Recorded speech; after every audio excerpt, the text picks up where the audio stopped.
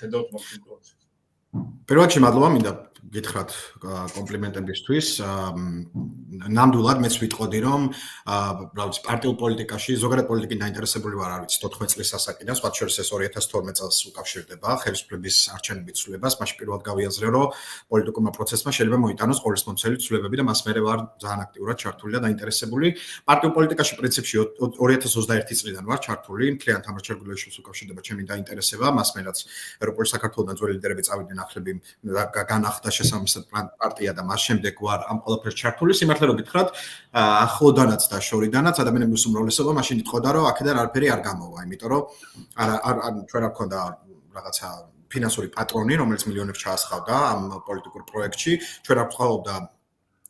სატელევიზიო მედია, არც ოპოზიციური და ცხადი არც სამთავრობო და ვიყავით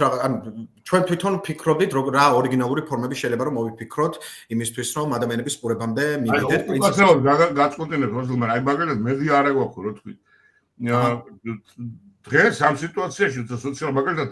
თამარ ჩერგოლეიშვილის ლაივები მე მგონი გაცილებით მეტ ხალხს აგროვებს ვიდრე ყველა მთელი ოპოზიციური ტელევიზიები ერთად და უკვე აშკარად ილუსტრაცია იმისი რომ არ არის წუწუნის დრო არ არის საქმის კეთების დროა და თუ გინდა იპოვო ნებისმიერ შემთხვევაში უბრალოდ ტელემედიას რაც ჭირს ის არ არის მხოლოდ ჩვენი პარტიის შესახებ ხო ეს არის ზოგადად პოლიტიკური პროცესის შესახებ და აზიანებს ზოგადად პოლიტიკურ პროცესს ჩვენ ცხადია ვიპოვით რაღაც გზებს იმისთვის რომ საკუთარ თანამოაზრეებთან და მხარდამჭერებთან ეფექტური კომუნიკაცია დავამყაროთ მაგრამ ამის და მიუხედავად სტატისტიკურადაც 70% საქართველოს მოსახლეობის პოლიტიკურ პროცესზე შთაბეჭდილებას და წარმოდგენას იქმნის ტელემედიის დახმარებით. ამიტომ ყოველთვის ჩვენთვის მნიშვნელოვანია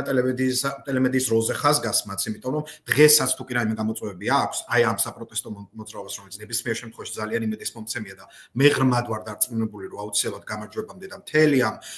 რაღაცნაირად მახინჯი პოლიტიკური სისტემის გაჯანსაღებამდე მიგვიყვანს,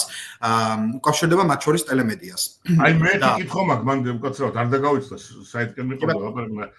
აი საზოგადოებრივ იმაზე რა ქვია ტელევიზიაზე აღზევარი ეს ზეწოლა და ბრძოლა ვთქვათ ეთერისთვის მე მაგალითად მიმაჩნია რომ ტყუილი დროის ხარჯვა ამიტომ საერთოდ არაფერს არ წარმოადგენს ჩემი აზრით საზოგადოებრივი მაუწყებელი შენ როგორც ამბობ ეხა საქართველოს რეალობისთვის მნიშვნელოვანია როგორ უყურებ ამ სიტუაციას ნებისმიერ შემთხვევაში მნიშვნელოვანია ნუ საზოგადოებრივი მაუწყებლის შემთხვევაში მაუწყებლის პროფილია თვითონ ისეთი რომ ის საზოგადოების ინტერესებს უნდა იმსახურებდეს ნებისმიერ შემთხვევაში ნებისმიერი ტელემედია უნდა იმსახურებოდეს მაგრამ მათ აქვს განსაკუთრებული სტანდარტი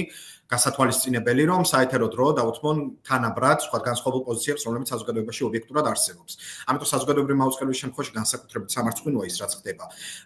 მაგრამ რაც შეეხება ბრძოლას აქვს თუ არა აზრი ხო მე დაგეთანხმებოდით მე არ რაღაცა ჩემი ინიციატივა რო იყოს მე არ წავიდოდი მაინც და მაინც საზოგადოებრივ მაუწყებელთან არ დავდგებოდი გასაპროტესტებლად საერთოდ სხვა ადრესატი ყავს ჩემს წუხილებს მაგრამ ამის მიუხედავად სიამოვნებაში ამ პროცესის ხიბლი იმაში არის რომ მე არ წყვეთ და არც ერთი თავი ამას არ წყვეთს ხო იმდენად თვითორგანიზებულია ყველა თავისი თითის თავის ადგილას კი აი ყველა ასეთი მოძრაობა და საფასებელია ძალიან ბევრი პროფილის მარში იმართება ხო ეხლა რაღაცაზე რაღაცის ფორმატი მე მომწონს, რაღაც არ მომწონს, რაღაც მეტად მომწონს, მაგრამ ამის და მიუხედავად ზოგადად პროცესი მომწონს, იმდენად თვითორგანიზებულია, რომ რაღაცა ჩემი შეფასება არ ჭირდება, ვისაც მომწონს, იმას ჩაიბამს. სიტყვა საზოგადოებრივ ზოგადად პროცესში ერთი პატარა გამარჯვება, რატო არის უმნიშვნელო? ანუ აქ თვითონ საზოგადოებრივი მაუწყებელი პატარა გამარჯვებაა, ხო მინიმუმ. კი, ვეთანხმები ამასაც აბსოლუტურად. იქ გასაგებია რომ ვიღაცა ისეთი ადამიანები იყვნენ, ვინც დღე-დღე ფორმულაზე და მთავარ არხზეზიან და იმისგან ჩვენ შეიძლება არ მოგწონდეს მოთხოვნა. ჩვენ მაგაზე სულ ლაპარაკობდით ჩვენ გადაცემებში იქამდეც რომ აი მე ესე მომდის ვიღაცეებისგან რომ თამარ ჩერგოლეიშვილი არის გაბრაზებული მედიაზე და იმიტომ ლაპარაკობს და ახლა მე და თორნიკე ნამდვილად არ ვიყავით გაბრაზებულები მედიაზე რასაც ლაპარაკობდით არჩევნებამდეც მათ შორის და ყველაზე დიდი პრობლემა ჩვენ რასაც ვსახავდით იყო ის რომ მედიამ და ოპოზიციამ აი ამ 4 გადალახულმა პარტიამ გამოაცხადა რომ ჩვენ არ ვილაპარაკებთ ანუ სადღაც წავიდნენ და შეთანხმებას მიაღწიეს დუმილზე შეთანხმება აი ამაზე მეტი სიგიჟე არ შეიძლებოდა რომ რამე მოიფიქრებინათ ჩემი აზრით და ჩვენ ამაზე ვლაპარაკობდით და ამაში ვადანაშაულებდით ჟურნალისტს ესა მედიას იმიტომ რომ მე რო ჟურნალისტი ვარ და კითხვა თუ გამიჩნდა ნუ გასაგებია რომ დღეს გმირობის ტოლფასი არის და გვიხარია რა ანუ იმ ერთი მოსამართლის არ იყოს როგორც ყველა მოსამართლე როგორც უნდა იყოს ის ერთი გვიხარია ჩვენ ეგეთ უცნაურ მდგომარეობაში ვართ მაგრამ ეს კრიტიკა ჩვენგანაც არის რა ანუ არავის არ ეგონოს რომ აქ პირად იმაზე გადის თუ გაჯასაღდება მედია გაჯასაღდება თუ არა და ჩაყვებიან ვინც იღუპება იმას და ეხლა თუ არ